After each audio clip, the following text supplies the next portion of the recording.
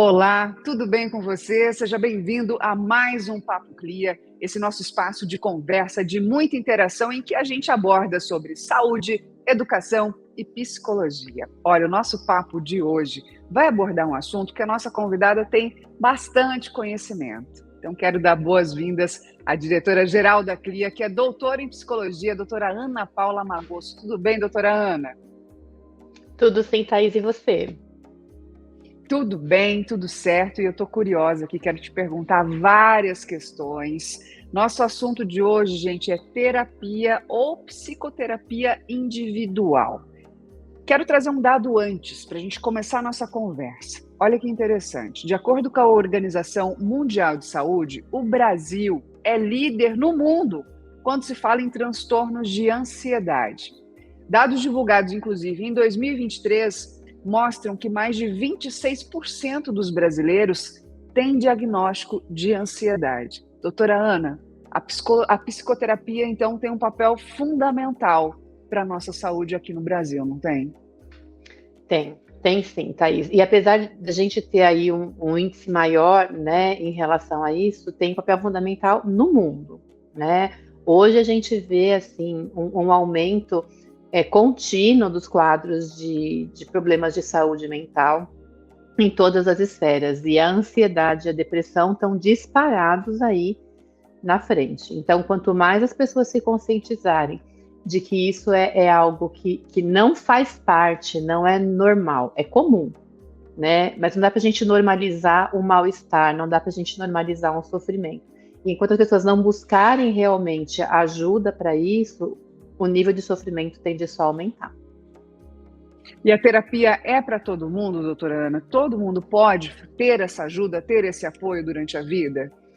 Olha, eu penso que todo mundo deveria poder. A gente sabe que a terapia não é acessível a todos, né? Infelizmente, a gente não tem uma oferta da psicoterapia que todos os níveis sociais consigam acessar, mas ela seria sim para todo mundo, né? E seria importantíssimo a gente poder realmente disponibilizar esse acesso. Uhum. Houve um aumento, a gente sabe disso, houve sim um aumento na procura por terapia nos últimos anos, principalmente depois ali da pandemia. Mas temos também um dado interessante feito na pesquisa Panorama de Saúde Mental. E vejam aqui, mostrou-se que apenas 5% dos brasileiros fazem terapia, seja por dificuldade de acesso, né, doutora Ana, que você começou a falar aqui para a gente, ou também por uma questão de tabu, de medo, de receio. O que você diria, doutora Ana, para essas pessoas que, de repente, querem fazer, mas ainda não chegaram, não deram o primeiro passo para conversar com o terapeuta? Aí eu vou retomar a sua pergunta anterior sobre um outro viés, né? A terapia é para todo mundo, né? Então as pessoas, elas têm, apesar de hoje a gente ter muito menos preconceito, muito mais informação, muito mais pessoas entenderem, né, que a psicoterapia, ela não é para pessoas malucas, né? Vamos dizer assim. Ainda existe uma resistência, porque é visto como um sinal de fragilidade, eu tenho que dar conta da minha vida sozinho, eu não tenho que depender de ninguém. E, na verdade, a psicoterapia, o ideal é que ela fosse preventiva, né? É que eu pudesse entrar na psicoterapia como um autoconhecimento, uma autopercepção, entender como eu funciono no mundo, né? Quais são meus medos, minhas defesas, e como é que eu consigo manejar o meu jeito de ser com aquilo que o mundo coloca para mim. Né? Então, isso faz com que a terapia seja indicada para todos, né? Porque é um processo de autoconhecimento. Mas quando tem um sofrimento psíquico ou uma psicopatologia, né, que é o que impacta aí mesmo na saúde mental, a gente acaba tendo uma resistência maior, porque é como se a pessoa admitisse que ela fracassou, né? Que ela não dá conta dela, de que ela tem algum problema sério. E não, isso faz parte da vida. Da mesma forma que você vai no gastro, quando tem problema de estômago, você vai no otorrino, quando tem problema de garganta, no oftalmo, quando tem problema nos olhos, você vai ao psicólogo ou ao psiquiatra quando você tem um sofrimento psíquico, né? Pois é, e quando uma criança nasce, a gente leva ao pediatra, mas a gente não leva para um terapeuta, né? A criança passa por diversas fases e a gente não tem esse costume, esse hábito, pelo menos, doutora Ana. Qual que é a sua visão sobre isso? Não, seria fantástico, né, se nós tivéssemos a cultura aqui no Brasil de fazer a puericultura interdisciplinar, né? Então, o pediatra, ele tem uma visão do desenvolvimento da criança, o psicólogo vê um outro aspecto do desenvolvimento, a fonoaudiologia vê um outro aspecto do desenvolvimento. Então, se eu pudesse fazer consultas periódicas desde que o meu bebê nasce, em vários especialistas, muitas vezes uma simples orientação, algo que você muda, que é muito discreto na forma como você maneja a criança ou encaminha, você evita aí questões muito importantes no futuro. Ana, e a gente sabe que há diferentes abordagens que um terapeuta pode fazer. Explica para a gente que abordagens são essas.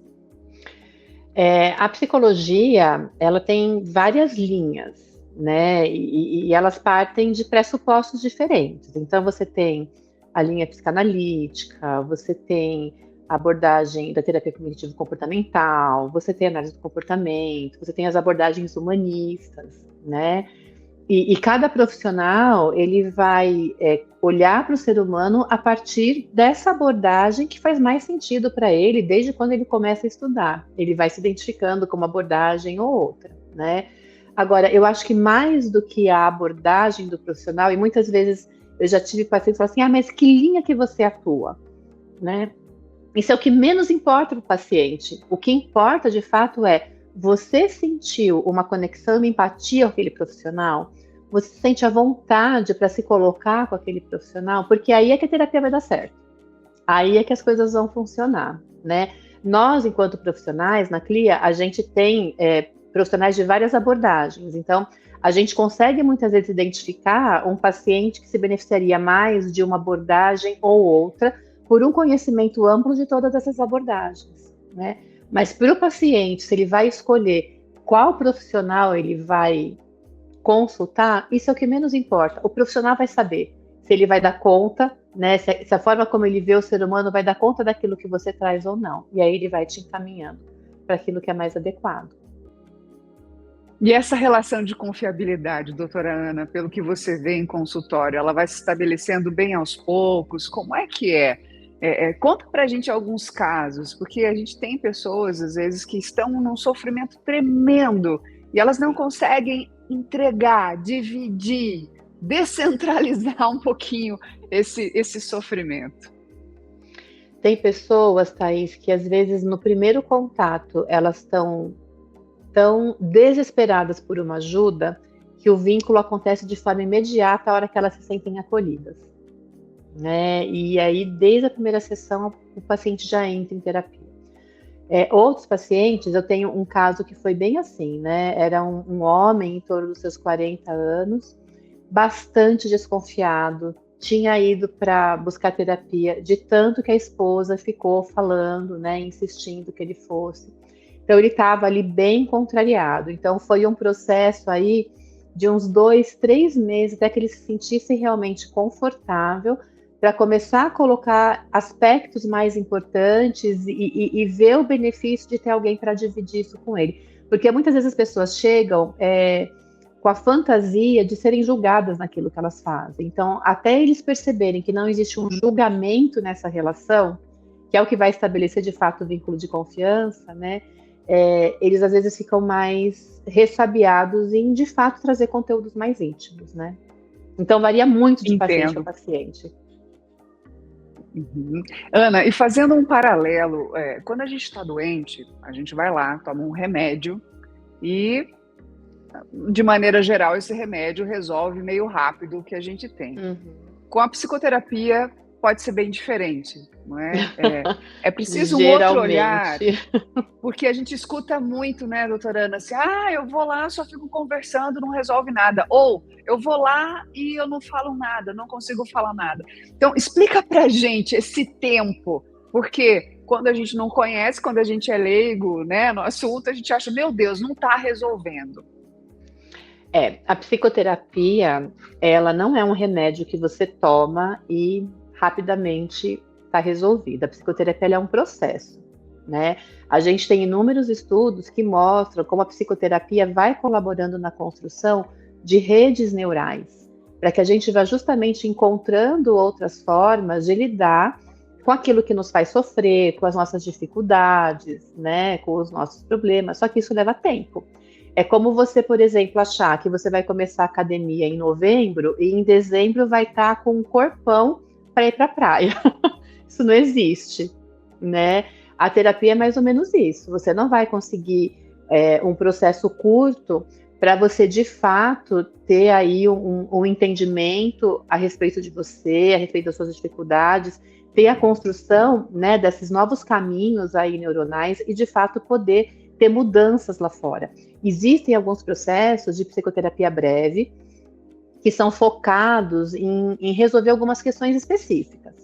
Aí você pode ter um processo de 3 meses, 6 meses de psicoterapia para trabalhar uma questão, mas para você trabalhar questões mais profundas e de fato ter um melhor entendimento e mudanças de fato na sua qualidade de vida, é um processo de médio, longo prazo, não tem como ser diferente. Doutora Ana, para a gente ter uma dimensão assim, vamos lá, vamos falar do nosso cérebro. Quanto tempo, mais ou menos, em média, o nosso cérebro demora para fazer um novo caminho, para ter um outro aprendizado, para recalcular a rota? Estou tentando traduzir aqui, né? Porque justamente para a gente entender que não é rapidamente. São hábitos, o hábito demora a ser mudado, não é, doutora Ana? Crenças demoram a ser revistas. Sim, e não são só hábitos e crenças, né, Thaís? Se a gente for pensar, é a nossa estrutura. Se a gente for comparar, por exemplo, com um edifício, né? Um edifício, primeiro você faz a fundação, você ergue a estrutura e depois você ergue o restante. A nossa fundação e a nossa estrutura, elas estão lá nos nossos 3 primeiros anos de vida, né? Então, como é que você faz para mudar uma fundação e uma estrutura? Às vezes você nem consegue mudar. Às vezes você vai criando consciência e criando a percepção para poder escolher caminhos diferentes. Então, quanto tempo o nosso cérebro leva para isso? Isso também varia muito de pessoa para pessoa. E varia também bastante de qual é o propósito dentro da psicoterapia. Né? Tem pessoas que vêm para a psicoterapia, olha, eu não quero isso, eu quero resolver isso. Resolve, tchau. Né? Tem pessoas que vêm e falam, olha, para mim é muito difícil o relacionamento, eu quero trabalhar isso. E isso é algo que você vai trabalhando ao longo do tempo, para ela poder desenvolver outras formas de se relacionar. Então, assim, se a gente for pensar num tempo médio de psicoterapia, eu não vejo uma psicoterapia... Eu ia usar a palavra sendo efetiva. Você começa a perceber efeitos da psicoterapia, muitas vezes, nos primeiros meses, nos primeiros 3 meses, 4 meses, você já começa a perceber diferenças. Só que, para que isso se consolide de fato, né, antes de 1, 2 anos, é muito difícil, porque aí a tendência a você voltar para o seu funcionamento anterior, ela é muito, muito grande, né? Então, resultados você vê, mudanças você promove de uma forma mais rápida, mas a consolidação disso é que é mais difícil. É como se a gente pensasse numa trilha na floresta, né? Então, você vai, você caminha naquela floresta, você faz uma marquinha. Se você fica 6 meses sem ir lá, aquilo fecha de novo.